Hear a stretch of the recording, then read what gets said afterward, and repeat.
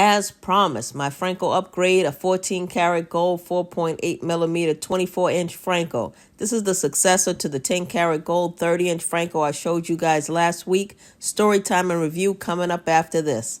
Let's go.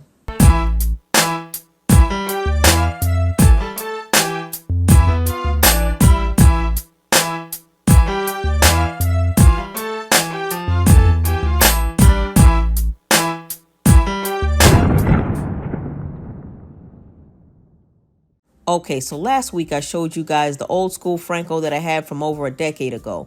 And when the times changed and the long chain look went out of style, I started searching around for a shorter Franco to wear. Something that's still long but shorter than the other one. So I was actually looking for something about 20 inches long.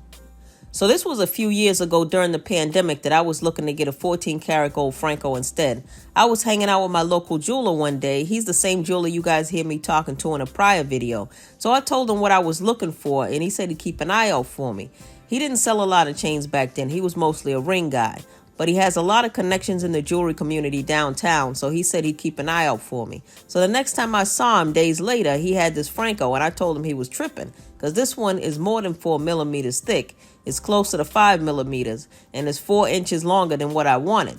So I was trying not to like the chain, but I saw the lobster clasp on it, and it was huge. I haven't seen one like that before. If you look at the clasps on some of my other chains, this one's bigger and huge for the old style clasp that it is. And another thing I notice is how tight the links are. There's not a lot of daylight between the links, and I like that about it too. So the jeweler told me he cut the chain down to 20 inches if I wanted. In my opinion, the chain was just too nice to cut, so I told him to just leave it the way it is. He's a pretty good salesman because he sold me a fatter chain that's longer and therefore more heavier and more expensive than what I was looking for. But I got a beautiful chain in the process. Back then, $48 a gram was a fair price, so I bought it. I'm not sure what source he got this chain from, but apparently he got a deal on it, enough to sell it to me and still make some money for himself too. So let's take a look at the specs. Time to get the digital caliper out. And this chain measures 4.8 millimeters thick. Now we'll take a look at the length. This one is definitely 24 inches and it might be a hair more than that.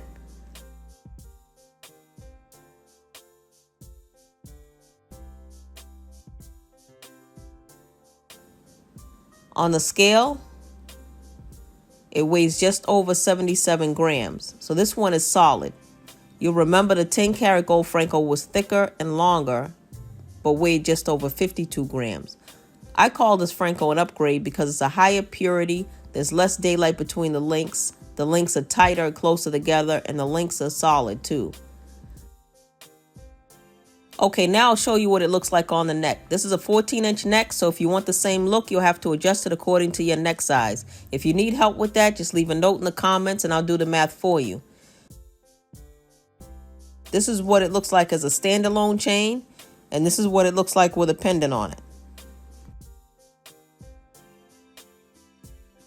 This is not one of the chains I wear the most because it does attract some attention, especially with a pendant on it, but it's one of my most favorite pieces in my collection. I wish I could tell you guys where to get it, but because of the way I ended up with it, I don't even know myself. I forgot to mention while I was doing the specs that the end caps on this chain are 5.8 millimeters wide and the lobster clasp is 6.2 millimeters wide. To be honest, I think I still want a 20-inch Franco after all this time. And when I get that one, I think it'll be the last Franco of my collection. As far as where my gold journey will lead me after this, I think I'll be dabbling in the tricolor pieces and expanding my rose gold collection as well. I only have a few rose gold pieces so far. I have a new pendant, a new chain, and a new bracelet to show you in my upcoming videos. As usual, if you enjoyed the review, please like the video by giving it a thumbs up and hitting the subscribe button so you can be notified of my future videos. I respond to comments, so feel free to drop a note down below too. As usual, I appreciate my day one subscribers and my new subscribers, and I'm gone until the next one. Peace.